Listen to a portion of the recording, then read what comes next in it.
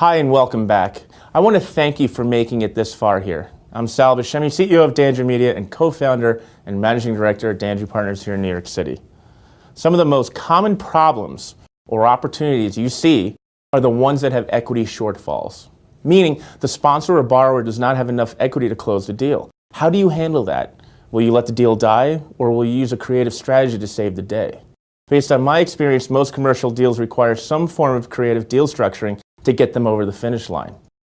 Commercial real estate is where the grown-up men and women hang out, and being creative is more accepted than it is in residential real estate, where a seller may be wary to let you take over his or her loan or wholesale their property. That is why I love this space. And in the fifth part of our 5-minute fundamentals mini-series on commercial deal structuring secrets, we'll be discussing how to close the gaps on commercial real estate deals, where the ends are close but aren't meeting. We'll discuss another revenue stream here that too many pros forget to execute after the close. Are you ready? Good, then let's get right to the whiteboard.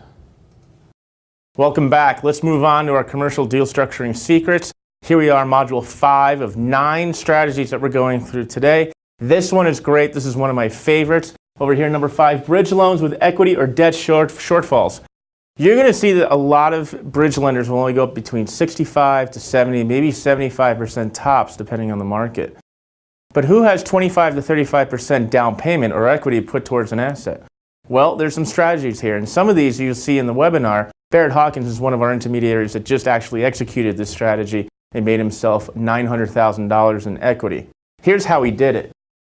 First of all, when we're looking at opportunities, usually the difference between a sale price and the amount that's able to get financed. So you're looking for some sort of gap equity or gap debt, something there in order to fill it. This is known as jamming the deal through the finish line, and it's interesting because what happens is that when you're finding a bridge lender, hard money lenders only go up to a certain LTV, right? You don't really see a hard money lender, unless the markets are really hot, go up to anything higher than 90, 100% unless they're really unqualified and don't know what they're doing, and they do exist out there.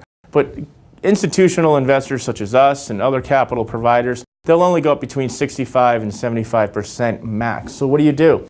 Bridge lenders, here's how it's structured. Bridge lenders will stop at 65 to 70%.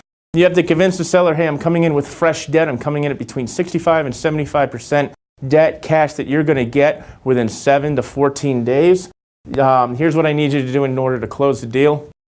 You might be able to get some equity from another capital provider. However, really to get this closed, what I really need you to do is to take back some of your equity in part by taking back a second. And I don't want you to charge any interest or any payments. And here's what I'm going to assure to you, Mr. Seller, that all the proceeds of this loan that I'm getting is going to go towards the repairs of the property. I'm not cashing anything out. I don't need any money. Everything, every dime that comes from that loan is going to be towards the improvement of that property. Now, if you're the owner of that property, that's great, because if he does default, then you're getting a somewhat improved property, better off than where you left it on that particular deal. However, you still have to worry about the first being paid.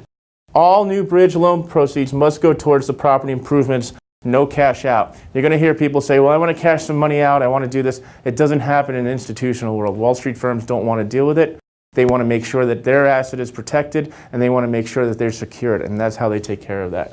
The income streams you can get off of this, I want you to pay attention closely to this. You can get upfront points, of course, when you're arranging the financing.